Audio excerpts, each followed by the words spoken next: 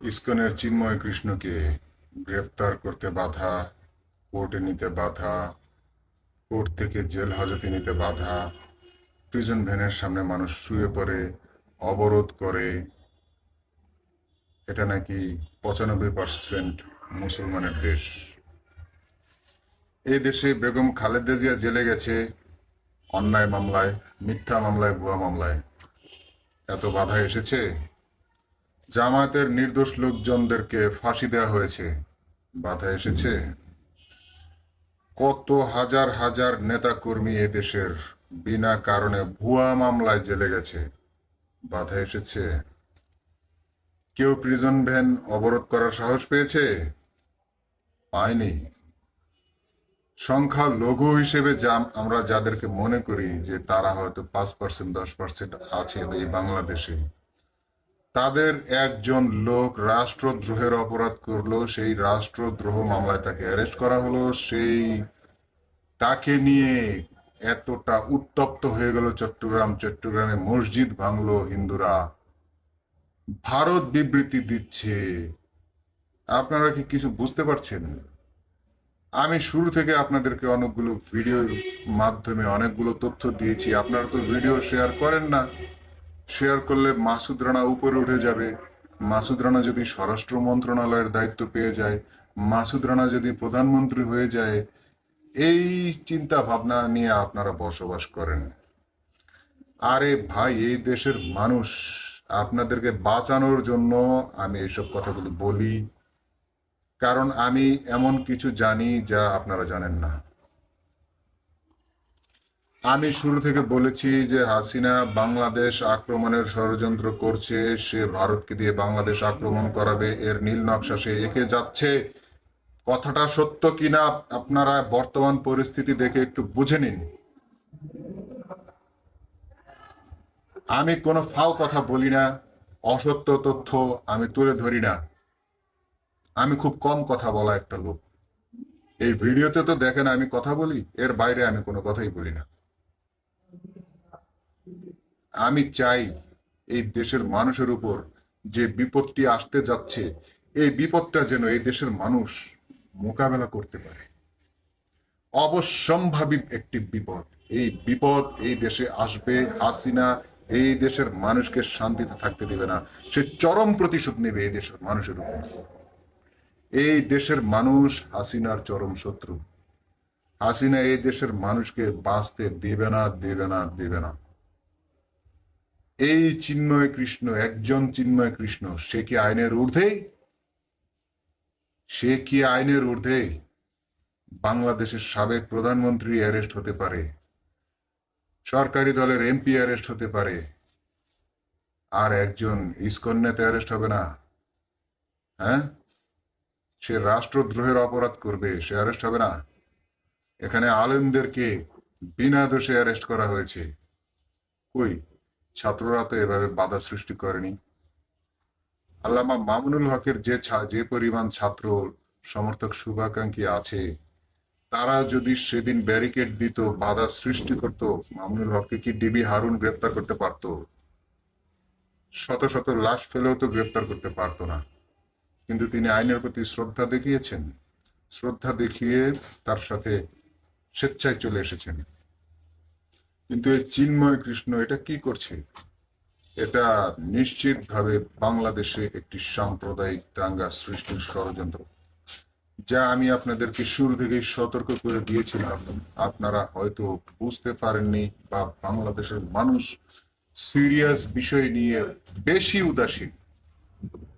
তারা যে কি নিয়ে ব্যস্ত, কি নিয়ে ভাবে, কি নিয়ে যে পড়ে আছে বাংলাদেশের মানুষ কিছুই জানে না।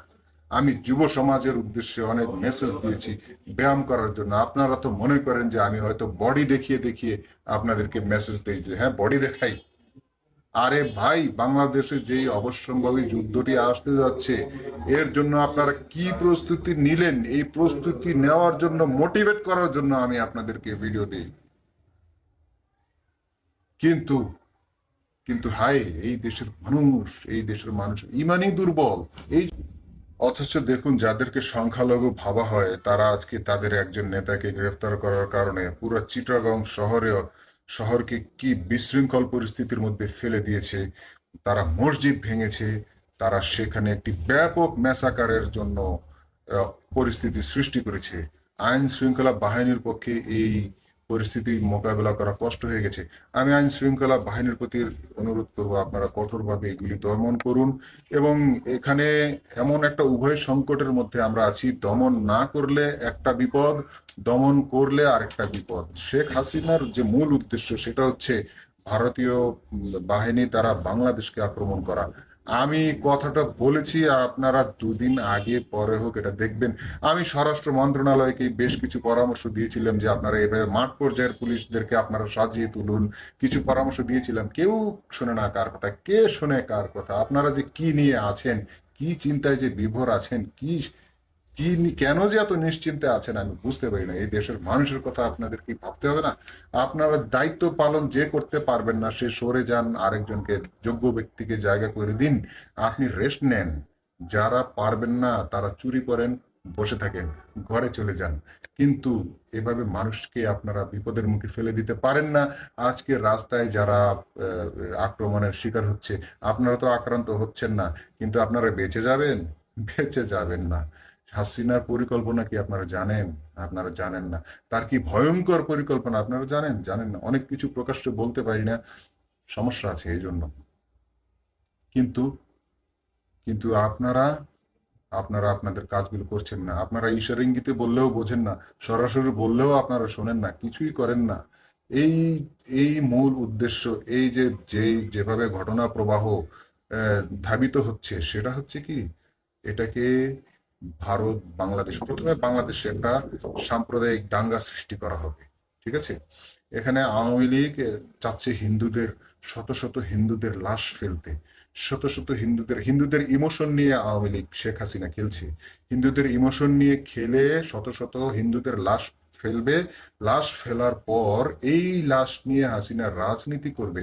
হাসিনা কিন্তু এর আগেও আওয়ামী লীগের লাশ নিয়ে রাজনীতি করতে চেয়েছিল, যদিও আওয়ামী লীগের লোকজন মাঠে নামেনি, তারা পর্যুদস্ত হয়ে তারা ঘরে ফিরে গেছে, তারা লুকিয়ে ছিল। এখন হিন্দুদেরকে তাদের আবেগে নাড়া দিয়ে তাদেরকে কিন্তু উস্কিয়ে দেওয়া হয়েছে এবং হিন্দুরা মাঠে নেমেছে। এবং এখানে তারা চাচ্ছে যে হিন্দুদের শত শত লাশ করুক, লাশ করার পর তারা বিশ্বব্যাপী একটি জনমত গঠন করার চেষ্টা করবে এবং এর মাধ্যমে বাংলাদেশে আক্রমণের পথ সুগম করবে ভারত। আমি এই কথাটি বলে দিলাম, আপনারা লিখে রাখেন।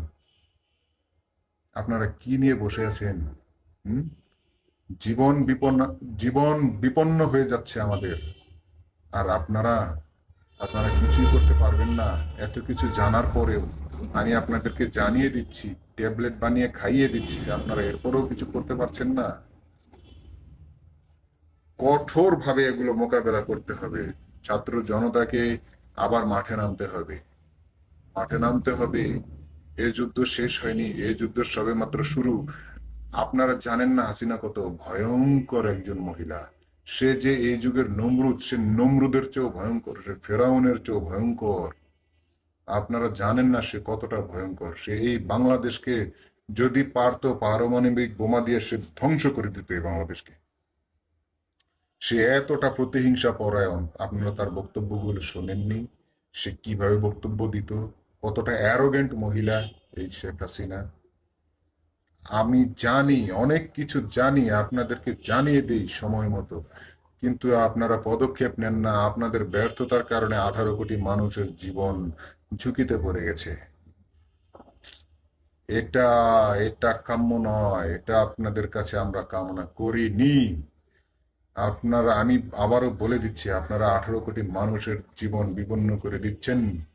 আপনারা এগুলো বুদ্ধিমত্তার সাথে মোকাবেলা করুন, নয়তো চেয়ার ছেড়ে সরে পড়েন।